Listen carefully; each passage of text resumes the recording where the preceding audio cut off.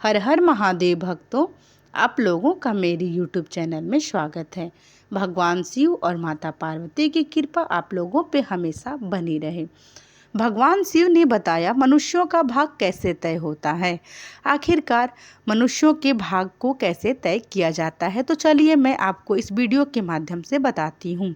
एक बार माता पार्वती ने भोलेनाथ से बड़े ही जिज्ञासु भाव से प्रश्न किया, प्रभु, क्या मनुष्यों का भाग पहले से ही तय होता है या उसके बाद में कर्मों के द्वारा बदला भी जा सकता है। भगवान शिव मुस्कुराए और बोले, हे पार्वती, इस रहस्य को समझने के लिए मैं तुम्हें एक कथा सुनाता हूँ।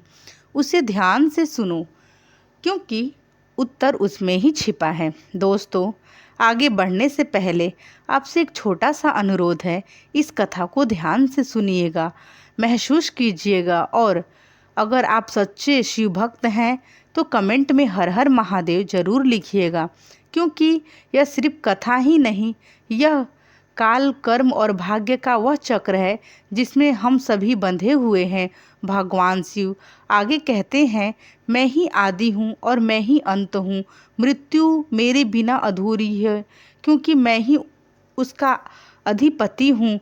जीवन का अंतिम सत्य मृत्यु है और काल, जिसे बहुत तुम समय कहते हो, वह मेरी ही आज्ञा से हर प्राणी को ग्रसिता है। हे देवी, इस सृष्टि में कोई भी काल को नहीं हरा सकता। मनुष्य कितना भी चालाक, बुद्धिमान या शक्तिशाली क्यों न हो, जब उसका समय आता है तब वही होता है जो नियति ने पहले से लिख दिया होता है।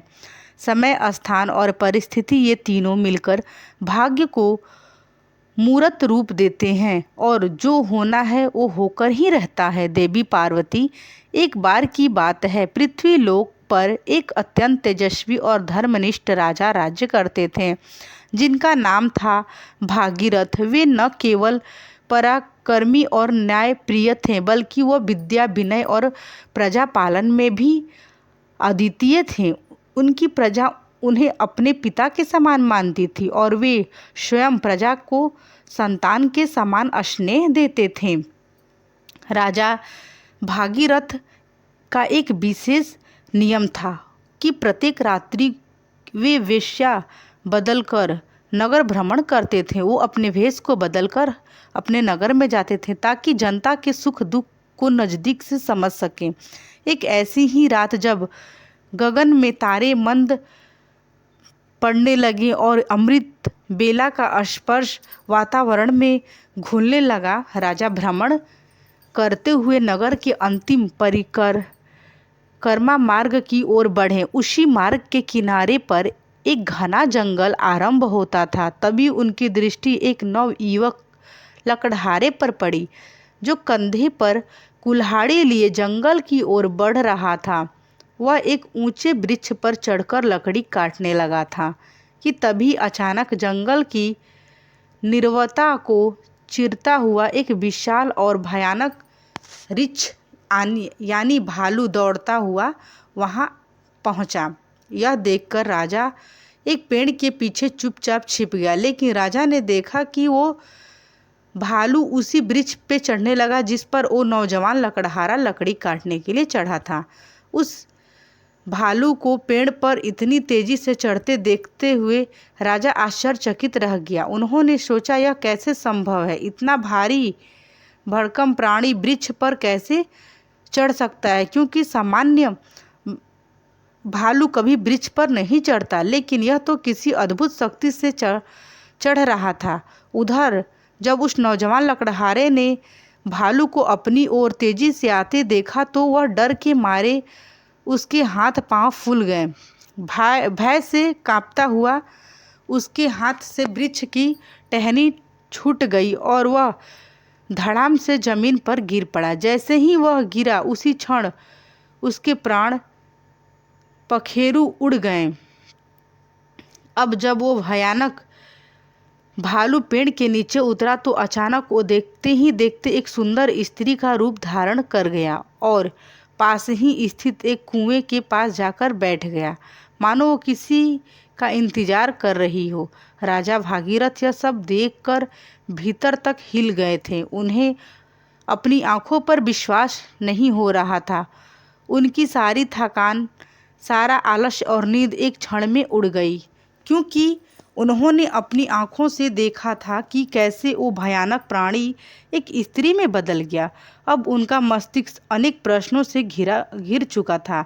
राजा ने ठान लिया कि मैं इसका पीछा करूंगा और जानूंगा कि यह रहस्य क्या है। वे दूर खड़े होकर उस स्त्री पर दृष्टि टिकाए देख रहे थे कि अब वो क्या करती है। थोड़ी ही देर बाद राजा के 2 सिपाही जो रात्रि में गश्त पर थे वहां से गुजर रहे थे। संयोग की बात यह थी कि वे दोनों सगे भाई थे। जब छोटे भाई की दृष्टि उस कुएं के पास बैठी स्त्री पर पड़ी तो उसे देखते ही वो उसके रूप पर मोहित हो गया और वह बोला, भैया, वो जो सुंदर कन्या वहाँ बैठी है ना, उसे देखते ही मेरे हृदय में प्रेम जग उठा। मेरा मन करता है कि वही मेरी योग्य वधू है। मैं उसी से विवाह करना चाहता हूँ। बड़े भाई ने जब उसकी बात सुनी तो उसने भी कन्या की ओर देखा और वो भी उसी क्षण उसके सौंदर्य पर मोहित हो गया। और बड़ा भाई ने बोला, अरे छोटे भाई, भाई के होते हुए तू कैसे विवाह कर सकता है? मैं तुझसे बड़ा हूँ और मुझे भी उससे प्रेम हो गया है, इसीलिए विवाह तो मैं ही करूँगा। तब छोटा भाई बोला, भैया, पहले मैं उसे देखा, इसीलिए विवाह का अधिकार मेरा है। अब दोनों भाई आपस में विवाद करने लगे।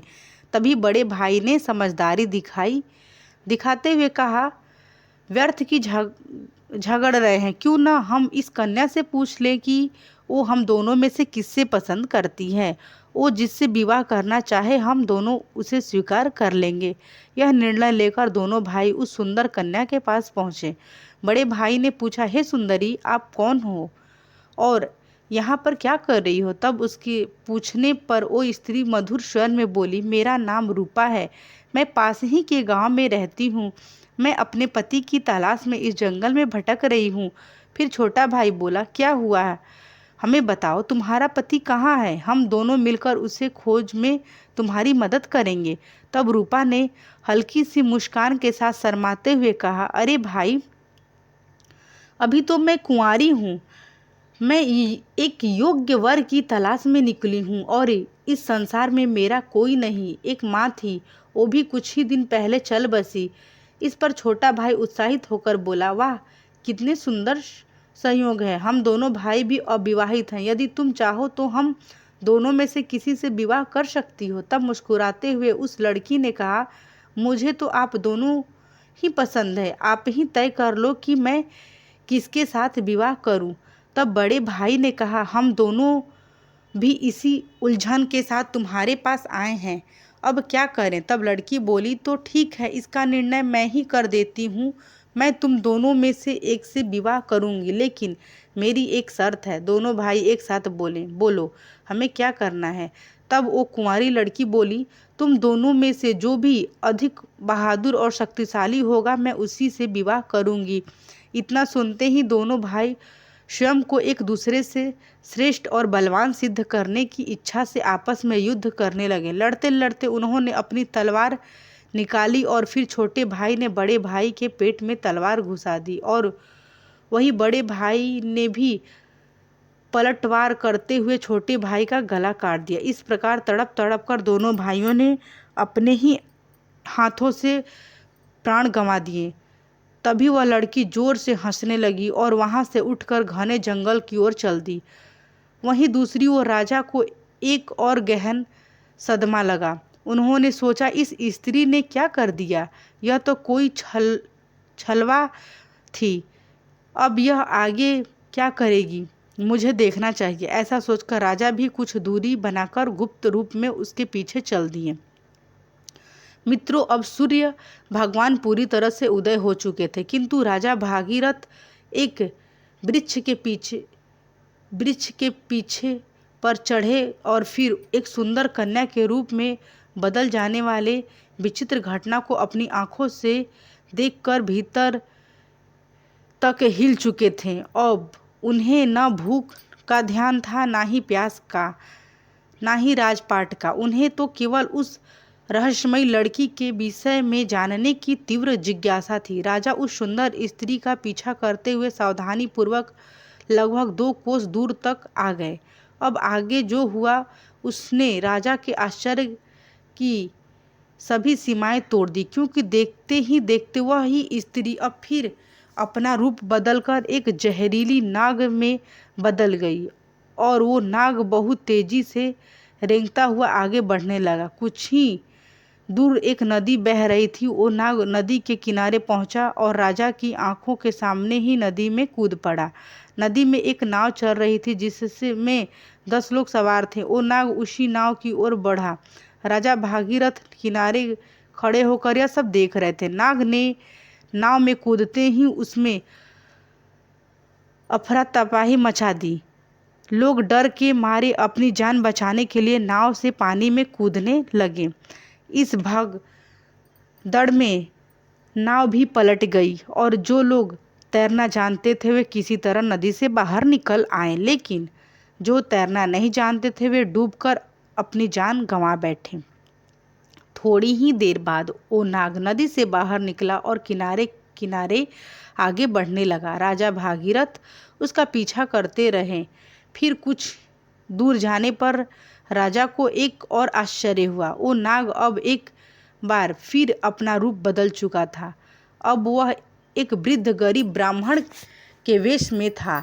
राजा ने सोचा इस रहस्यमय प्राणी के विषय में जानकारी लेने का यही उचित समय है, क्योंकि इस समय वह एक वृद्ध ब्राह्मण के रूप में था। इसीलिए राजा ने सोचा अब मुझे इससे कोई खतरा नहीं होगा, मैं इसके पास आसानी से पहुंच सकूंगा।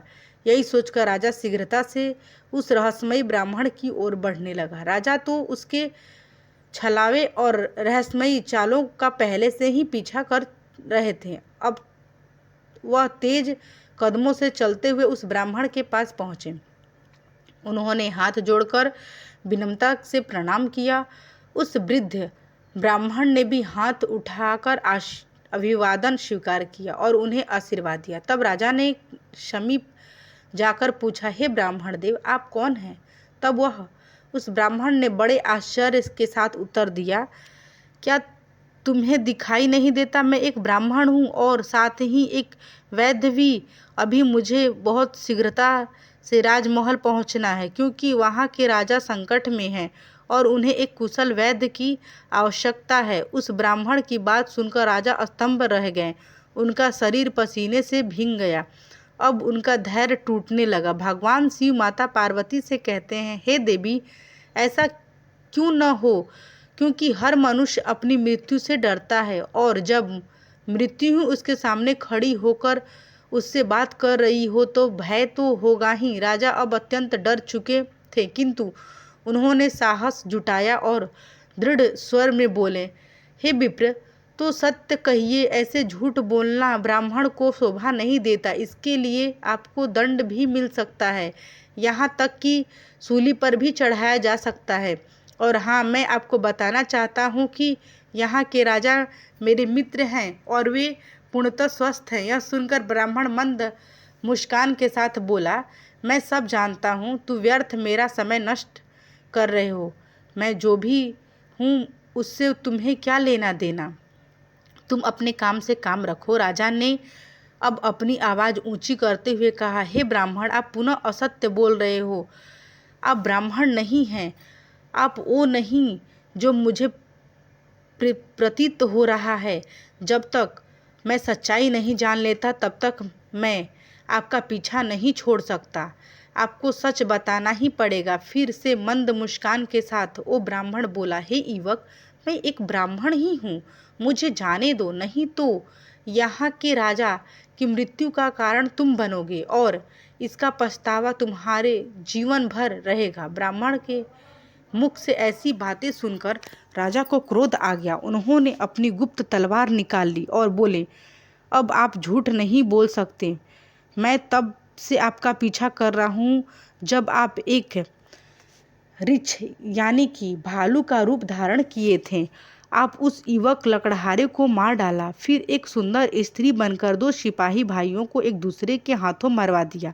फिर आप एक विशाल नाग बनकर नदी में कूदे और उस नाव पे चढ़कर, जिसमें कई यात्री सवार थे, आप की दहशत से के कारण भगदड़ मची और नाव पलट गई। जो तैरना जानते थे वो बच गए, लेकिन बाकी सभी डूबकर मर गए। और अब आप वृद्ध ब्राह्मण का रूप धारण करके नई चाल चल रहे हैं। इसीलिए हे ब्राह्मण, अब सत्य कहो, तुम कौन हो? राजा की तीखी बातें और तलवार की नोक देख कर भी वो ब्राह्मण शांत रहा और बोला, हे युवक, यदि मैं ना बताऊं तो तुम क्या कर लोगे? राजा ने तलवार को उसकी ओर निकट कर लिया और बोले, अब तुम परिणाम भुगतने के लिए तैयार हो जाओ, क्योंकि अब तुम कई लोगों की हत्या करके दोषी हो गए हैं। इसीलिए तुम्हें राज दरबार में प्रस्तुत कर शूली पर चढ़ाया जाएगा। तुम नहीं जानते कि यह सम्राट भागीरथ का राज्य है, जो एक न्यायप्रिय और प्रजावत्सल राजा है। तुम यहाँ से जीवित वापस नहीं जा सकते, इसीलिए तुम्हारी भलाई इसी में है कि अपने असली रूप में आ जाओ और अपनी सच्चाई मुझे बताओ। भगवान शिव कहते हैं, हे देवी पार्वती। राजा की ऐसी बातों को सुनकर वो वृद्ध ब्राह्मण जोर जोर से ठहाके लगाकर हंसने लगा और बोला, हे राजन, मैं जानता हूँ कि यह नगरी सम्राट भागीरथ की है, जो एक महाप्रतापी और धर्मनिष्ठ राजा है, और मैं ये भी जानता हूँ कि वह तुम ही हो, विश्वविख्यात सम्राट भागीरथ। किंतु अब तुम भी एक बात जान लो, तुम मुझे नहीं मार सकते, बल्कि एक दिन ऐसा आएगा जब मैं ही तुम्हें मारने के लिए विवश कर दूंगा। अब तो राजा के होश ही उड़ गए। ब्राह्मण की इस प्रकार की बातें सुनकर राजा भागीरथ के हाथ से तलवार छूटकर नीचे गिर गई। वे हाथ जोड़कर चुप हो गए और मन ही मन सोचने लगे, जिसने इस रूप में भी मुझे पहचान लिया, वो कोई साधारण मानव तो हो ही नहीं सकता। तभी राजा विनम्र होकर बोले, हे ब्राह्मण, अब जब आपने मुझे पहचान ही लिया है तो कृपया करके आप भी यह भी बताइए कि आप वास्तव में कौन हैं। तब वो ब्राह्मण बोला, हे राजन, किसी ने सत्य ही कहा है कि संसार में 4 हट सबसे बलवान होते हैं, राज्य हट, बाल हट, स्त्री हट और योग्य हट। तुम राजा हो, इसीलिए राज हट पर अड़े हो। अब तुम बिना मेरी सच्चाई जाने रह ही नहीं सकते। ये भी मैं जानता हूँ, इसीलिए अब ध्यान से सुनो, मैं कौन हूँ और मैं तुम्हारी राजधानी में क्यों आया हूँ। तब उस वृद्ध ब्राह्मण ने बताना आरंभ किया और कहा, हे राजन, अब तुम्हें मैं अपनी पहचान बताता हूँ। मेरा नाम काल है। तुम जानते हो कि संसार में जितने भी प्राणी जन्म लेते हैं, उनकी मृत्यु निश्चित होती है। इसीलिए इस धरती को मृत्यु लोक कहा गया है। जब कोई प्राणी माता के गर्भ में आता है तो उसी समय उसका भाग्य लिखा जाता है। नियति के अनुसार आत्मा शरीर में प्रवेश करती है और वह जीवित होता है। उसी क्षण उसकी मृत्यु का समय, स्थान और कारण भी विधाता द्वारा निश्चित कर दिया जाता है। जब किसी प्राणी की मृत्यु का समय आता है तो भगवान शिव ही धर्मराज को इसकी सूचना देते हैं, क्योंकि सभी प्राणी की मृत्यु का निर्णय शिव जी के पास होता है। धर्मराज शिव जी से आज्ञा प्राप्त कर मुझे यानी काल को आदेश देते हैं कि अब जाओ और उस प्राणी के प्राण को हर लो। तब मैं मृत्यु लोक में आता हूँ। मुझे पहले से पता होता है कि किस प्राणी की कब और कहाँ कैसे मृत्यु होगी, इसीलिए मैं उस प्राणी को निश्चित समय पर निश्चित स्थान पर पहुँचा देता हूँ। वहाँ जाकर उसकी मृत्यु सुनिश्चित हो और जिस प्रकार उसकी मृत्यु विधाता ने लिखी होती है, मैं उसी प्रकार की परिस्थितियाँ और घटनाएं वहाँ उपस्थित कर देता हूँ। इसीलिए हे राजन, सुनो, उस लकड़हारे को मैंने ही मारा था। तब राजा ने आश्चर्य से पूछा, हे विप्र, आप यह कैसे कह सकते हैं कि मैंने स्वयं अपनी आंखों से देखा कि आप उस लकड़हारे की मृत्यु का कारण आप ही बने थे। तब ब्राह्मण यानी काल ने कहा, हाँ, कारण तो मैं ही बना था, लेकिन सांसारिक लोगों तो यही समझते हैं कि लकड़हारे पेड़ से गिरकर मरा, जबकि वह तो मेरी योजना का हिस्सा था। उसकी मृत्यु पेड़ से गिरकर नहीं निश्चित थी, इसीलिए मुझे वह रूप धारण करना पड़ा। सोचो, अगर मैं असल में वृद्ध होता तो क्या कभी पेड़ पर चढ़ पाता? उसी तरह जो सिपाही मरे, उनकी मृत्यु एक दूसरे के हाथों होनी तय थी, इसीलिए मुझे एक सुंदर स्त्री बनना पड़ा। फिर जो लोग नाव में डूब कर मरे, उनकी मृत्यु जल में डूबने से होनी निश्चित थी, इसीलिए मैंने एक भयंकर नाग का रूप धारण किया, जिससे वे सभी अपनी मृत्यु तक पहुंच सकें। हे राजन, अब आप समझ ही गए होंगे कि मैं कौन हूँ और आपकी नगरी में क्यों आया हूँ। समय, स्थान और परिस्थिति, ये तीनों ही एक ही प्राणी की मृत्यु के मुख्य भूमिका निभाते हैं। राजा गंभीर हो गए और बोले, हे विप्र, आपने मुझे जो ज्ञान दिया है उसके लिए मैं आपका आभार व्यक्त करता हूँ, लेकिन मेरे मन में एक और प्रश्न है। आपने थोड़ी देर पहले कहा था कि इस नगर के राजा की मृत्यु होने वाली है, किंतु मैं तो आपके सामने जीवित खड़ा हूँ। तब काल मुद्द स्वर में बोले, हे राजन, मृत्यु तो हो चुकी है। ओ मृत्यु, तुम्हारे छोटे भाई चित्रागत की थी, जो तुम्हारे अनुपस्थिति में राजगद्दी पर बैठा था।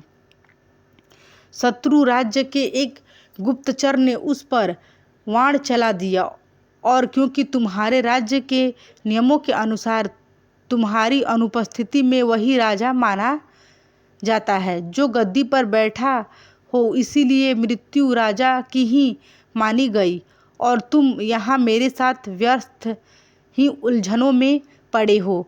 भगवान शिव कहते हैं, हे देवी पार्वती, जब राजा भागीरथ को यह ज्ञात हुआ तो वे बहुत दुखी हुए और सोचने लगे कि मैंने यह क्या कर दिया। तब ब्राह्मण रूपी काल ने कहा, हे राजन, यह सब तो पूर्व निर्धारित था। तुम तो केवल इस नाटक के एक पात्र हो। जो होना होता है वह होकर ही रहता है। अब शोक करने से कुछ नहीं बदलेगा। तुम्हारी आयु अभी शेष है। अब तुम लौट जाओ और अपना राज्य संभालो। तब राजा बोले, हे यमदूत, मुझे क्षमा करो, मैं आपको पहचान नहीं सका, लेकिन अब मैं एक अंतिम प्रश्न पूछना चाहता हूँ। क्या आप मेरी मृत्यु के विषय में बता सकते हैं? तब ब्राह्मण मुस्कुराते हुए बोले, पूछो राजन, मैं तुम्हारी शक दूर कर दूंगा। तब राजा बोले, क्या आप मुझे यह बता सकते हैं कि मेरी मृत्यु कब होगी? यह यमदूत ने कहा, नहीं, एक सामान्य व्यक्ति के लिए यह बात जब एक गुप्त रहती है तभी तक वह इस संसार में विलीन होकर जी सकता है, अन्यथा वह मृत्यु से पहले ही पल पल तड़प तड़प कर मरता है, क्योंकि चिंता और चिता में कोई अंतर नहीं है। चिता तो केवल एक ही बार शव को भस्म कर देती है, किंतु चिंता हर पल मन और शरीर को जलाती है। लेकिन राजा के घोर हठ के कारण ब्राह्मण ने कहा, हे राजन, जिस प्रकार से तुमने मेरे साथ रहकर दूसरों की और अपने छोटे भाई की मृत्यु के विषय में सुनकर भी धैर्य नहीं छोड़ा, उससे मुझे प्रतीत होता है कि तुम एक ज्ञानी और धैर्यवान पुरुष हो। इसीलिए मैं तुम्हें तुम्हारी मृत्यु के विषय में बता देता हूँ। हे राजन, ध्यानपूर्वक सुनो। तुम्हारी मृत्यु आज से ठीक 1 वर्ष बाद सूली पर चढ़ने से होगी, और विशेषता यह मृत्यु इसी नगरी के भीतर तुम्हारे अपने राजमहल से ही घटित होगी। तुम इस मृत्यु को प्रशंसापूर्वक स्वीकार करना। इतना कहकर वह ब्राह्मण एक चील का रूप धारण कर वहां से उड़ गया, और दूसरी ओर राजा अपने महल लौटकर अपने छोटे भाई चित्रगत का अंतिम संस्कार करते हैं और राज्य कार्य को पुनः व्यवस्थित रूप से संभालने लगते हैं। धीरे धीरे वे यमदूत के साथ हुई सारी घटनाओं को भूलने लगते हैं। इसी तरह 6 महीने बीत गए। फिर एक रात अचानक राजा घबरा कर नींद से उठ जाते हैं। उन्हें मृत्यु का आहट महसूस होने लगती है। इस प्रकार भगवान शिव कहते हैं, हे देवी, मनुष्य चाहे जितना भी निडर क्यों न हो, परंतु जब उसे अपनी मृत्यु का पूर्वाभास हो जाए तो वह उससे बचने के लिए कोई न कोई उपाय अवश्य ढूंढ निकालता है। राजा ने भी ऐसा ही किया। अगली सुबह राजा दरबार में अपने मंत्रियों से कहते हैं, हे मंत्री, एक भविष्यवाणी के अनुसार आज से ठीक 6 महीने बाद मेरी मृत्यु मेरे ही महल में सूली पर चढ़ने से होगी, तो मेरे महल में हो जाएगी। अतः आप लोग कोई ऐसा उपाय खोजें जिससे यह मृत्यु टल सके। कुछ समय बाद एक प्रमुख मंत्री ने सुझाव दिया, महाराज, यदि आप हम राज्य भर से सभी नुकीली वस्तुओं जैसे सूली, भाले, चाकू, कटार आदि का पूर्णतः बहिष्कार कर देते हैं और उन्हें राजनगर से बाहर निकाल देते हैं, तो शायद आपको सूली पर चढ़ना ही न पड़े। मंत्री की यह सलाह जानकर राजा को और अन्य सभा सदस्यों को भी पसंद आती है और वो वैसा ही करते हैं। दोस्तों, राजा भागीरथ अब थोड़े शांत हो जाते हैं किंतु मृत्यु का भय उनके भीतर अभी भी जीवित रहता है। इस भय के कारण अब उन्हें नींद नहीं आती और वे मन को बहलाने के लिए नए नए शौक अपनाने लगते हैं। इसी तरह दिन बीतते हैं और वह दिन भी आगे आ जाता है जिसके अगले दिन भविष्यवाणी के अनुसार राजा की मृत्यु होनी थी। अब राजा और भी अधिक व्याकुल हो जाते हैं। उन्हें समझ नहीं आता है कि क्या करें। वे सोचते हैं क्यों न आज ही रात राजमहल से बाहर ही रह जाएं। हो सकता है यदि मैं महल में ना रहूं तो भविष्यवाणी झूठी साबित हो जाए। यह सोचकर वे मध्य रात्रि में एक गरीब भिखारी का वेश धारण कर चुपचाप महल से निकल पड़ते हैं और नगर की गलियों में घूमने लगते हैं। अब कई दिनों की नींद न लेने के कारण वे थक जाते हैं। तभी वे एक घर में चुपचाप घुस जाते हैं। वो घर एक दर्जी का था जो राजा और रानी के विशेष वस्त्र सिलने का कार्य करता था। राजा उस घर में चुपचाप एक कोने में जाकर सो गए। अब रात्रि का अंतिम पहर बीत गया था। राजमहल में किसी को यह ज्ञात नहीं था कि राजा कहाँ हैं, क्योंकि कई दिनों से वे अपने कक्ष से बाहर नहीं निकलते थे। सब यही समझ रहे थे कि महल में राजा अभी भी अपने कक्ष में ही विश्राम कर रहे हैं। उधर उस दर्जी के घर में कुछ चोर आते हैं और राजा और रानी के सिले हुए बहुमूल्य राजस्वी वस्त्र चुराकर भाग जाते हैं। जब अगली सुबह दर्जी को यह घटना पता चलती है तो वह घर के कोने में सोए रहे उस व्यक्ति को, जो कि राजा थे किंतु भिखारी के वेश में थे, चोर समझकर बैठाता है। बिना पहचाने वह राजा को बांधकर सीधे राज दरबार में ले जाता है। अब राजमहल में राजा भागीरथ का पुत्र, जो अब युवा अवस्था में है, पिता की अनुपस्थिति में राज्य गद्दी पर बैठता था। उसने बिना जांच पड़ताल किए उस भिखारी को चोर मानकर सिपाही को आदेश दिया कि इसे सूली पर चढ़ा दो। यह सुनकर राजा चौंक कर उठ बैठते हैं। चोर चारों ओर वातावरण देखकर उन्हें समझ आ जाता है कि वे स्वयं ही अपने पुत्र के द्वारा दिए गए मृत्यु के आदेश में फंस चुके हैं। यह वह दिन था जिसकी भविष्यवाणी 1 वर्ष पहले ब्राह्मण ने की थी। राजा ने तुरंत दरबार में अपने मंत्रियों को सारा वृत्तांत बताया और कहा, हे मंत्रीगण, हम एक धर्म संकट में हैं। ना तो मैं अपने पुत्र के आदेश का अपमान करना चाहता हूँ और ना ही मृत्यु का वरण करना चाहता हूँ। अब आप ही कोई उपाय बताइए। तब मंत्रियों ने उस दर्जी को बुलाया और सभा को संबोधित करते हुए कहा, राजन, आपके आदेश की मर्यादा बनी रहे और राजमहल के प्राण भी सुरक्षित रहे।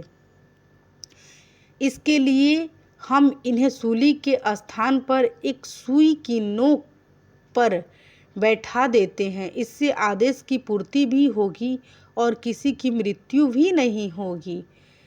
यह बात सभी को उचित लगी। समय के अनुसार राजा को सुई की नोक पर बैठाया गया, परंतु होनी को कुछ और ही मंजूर था। जैसे ही राजा सुई की नोक पर बैठे, वो सुई उनकी पीठ में चुभ गई। रक्त बहने लगा और वैद्य बुलाए गए। तब तक बहुत देर हो चुकी थी। धीरे धीरे राजा का शरीर शिथिल हो गया और वे वहीं तड़पते हुए अपने प्राण त्याग देते हैं। दोस्तों, भगवान शिव माता पार्वती से कहते हैं, हे देवी, मनुष्य अपने भाग्य को चाहे जितना भी बदलने का प्रयास करे, किंतु वो विधाता के पूर्व निर्धारित कर दिया है वह होकर ही रहता है। यही कारण है कि ईश्वर ने मनुष्यों को भविष्य जानने की समर्थ नहीं दी, ताकि वह चिंता में न पड़कर वर्तमान को पूर्ण रूप से जी सके। अतः प्रत्येक जीव को अपने कर्म पथ पर अडिग रहना चाहिए, धर्म के नियमों का पालन करना चाहिए और हर क्षण को ईश्वर को समर्पित करके सत्य और श्रद्धा के साथ जीना चाहिए। यही मानव जीवन का सार है। तो मित्रों, यही थी सम्राट भागीरथ की वह चमत्कारी और रहस्य से परिपूर्ण कथा, जो हमें यह अमूल्य संदेश देती है कि कोई भी प्रयास, कोई भी उपाय भाग्य को टाल नहीं सकता, क्योंकि जब काल आता है तो हर द्वार खोलकर भीतर प्रवेश करता है। अगर आपको यह कथा अज्ञान वर्धक और प्रेरणादायक लगी तो कृपया इस वीडियो को लाइक करें और अपनी भावनाओं से इसे कमेंट में लिखें और कमेंट में हर हर महादेव अवश्य लिखें। अगर आपको हमारा चैनल पर पहली बार आए हैं तो कृपया करके आप मेरे चैनल को सब्सक्राइब कर लें, ताकि ऐसे ही दिव्य रहस्यमय और प्रेरणादायक कथाएं आप तक लगातार पहुंचती रहे। तो यदि आप लोगों को मेरी वीडियो पसंद आएगी तो आप मेरी वीडियो को लाइक, शेयर एंड सब्सक्राइब जरूर करिएगा और इसी तरह का वीडियो देखने के लिए मेरे यूट्यूब चैनल पर बने रहिएगा। और मेरा पूरा वीडियो देखने के लिए आप लोगों का बहुत बहुत धन्यवाद। हर हर महादेव।